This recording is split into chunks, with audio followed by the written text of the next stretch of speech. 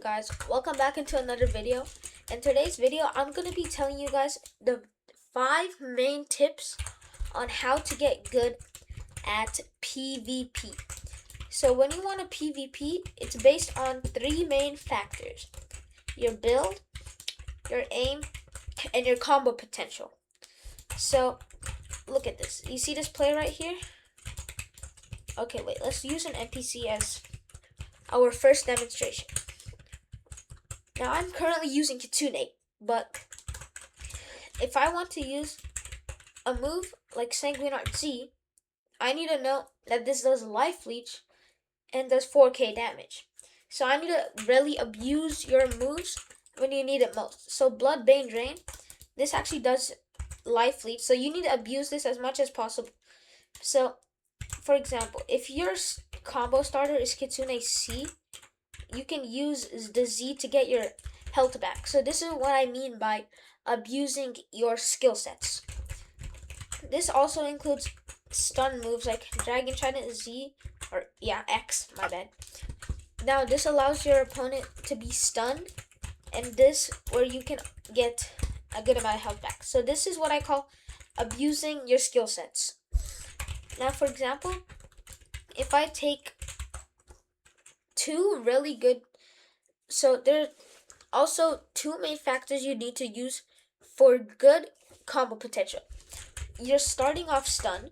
So when I start off a combo, I regularly use either Skull Guitar X or Kitsune C because these have really good stuns, especially Soul Guitar X.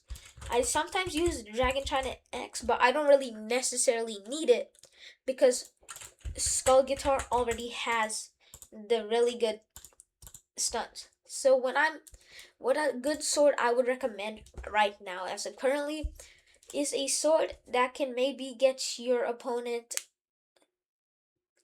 close to you or your opponent far away from you if you're low.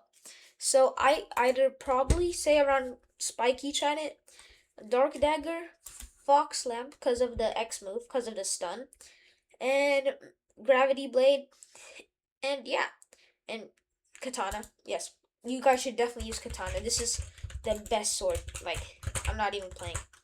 So other than that, I believe right now I currently do use Spiky Trident, sometimes Gravity Blade, Fox Lamp, not that much.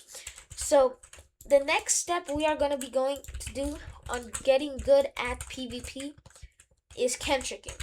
Now if you don't know what this is, it's basically where your opponent gets you into a combo and then they kind of get you into a way where you're done, like you're actually cooked.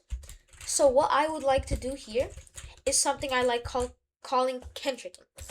So let's say you're stuck in a combo when it starts off with Kitsune C, which breaks Instinct, and X, which also breaks Instinct, and then they use Sanguine Art Z. So something I like to do here is instead of using your instincts, when you see your opponent coming close to you, turn off instinct. That's the main goal. So then when they do the first 2 moves, you can get out by the third. Now if they use, don't worry, because no combo, I repeat, no combo in the history of Blox Fruits will have every single move that breaks instinct, because that's physically impossible, because that would have to be every single move on the thing has to break Ken, which no fruit currently has that. Even Kitsune, where you can actually dodge the F move and the X move and the Z move. And the Skull Guitar, you can just dodge the Z. Spiky Trident, you can dodge both of the moves. And Sanguine Art, you can dodge the Z move, which is actually really cool to know. So the next time you get stuck in a solid combo, remember that Sanguine Art Z is Kentrickable. So if you get hit by a Sanguine Art Z, you can always get out of it. Alright, the next step I'm going to be showing you is how to flash deck. Now if I get stuck into a combo, I'm going to wait. So for example, let's take these people. Let's say I get them in a solid combo, okay? I'm going to use my abilities that don't have Ken on them. So I'm going to be like, okay, so you see this? Now when he gets me into a solid combo, I'm going to flash step out. See, you see that? Okay, I might die. See, I'm gonna flash step. I'm gonna use my flash step. And look at that. See, now they're teaming on me for some reason. So if they get me into a move, I'm just gonna flash step like that. Look at that. See, so, and flash steps are unpredictable. So this makes it flash step really good. If you don't already know. Okay, hold up, let me just kill this guy really quick. So, flash stepping is also really handy if you want to escape a combo. And also great for, look at that, V4s. Now V4, on another hand, if you want to activate it, but you're like suddenly in a combo, you can, okay, you know what, I'm just transforming, that's it. So now I'm impossible to hit. Now those things are following me. Now, yeah, something I like to call is abusing yourself. So if you get low, of course, don't run like I am. Because then people are going to get mad at you, and then you're going to be called a runner, and all that. And when I say you want to flash step in a good way, okay, I'm getting low. Wait, I need to record. So when I say flash step in a good way, I mean it in, not in a running way like I currently am, but when you flash step, the best thing you want to do is you want to get to escape the combo, not to create it. Because when you create the combo, it makes your opponent think, oh, he's right next to me.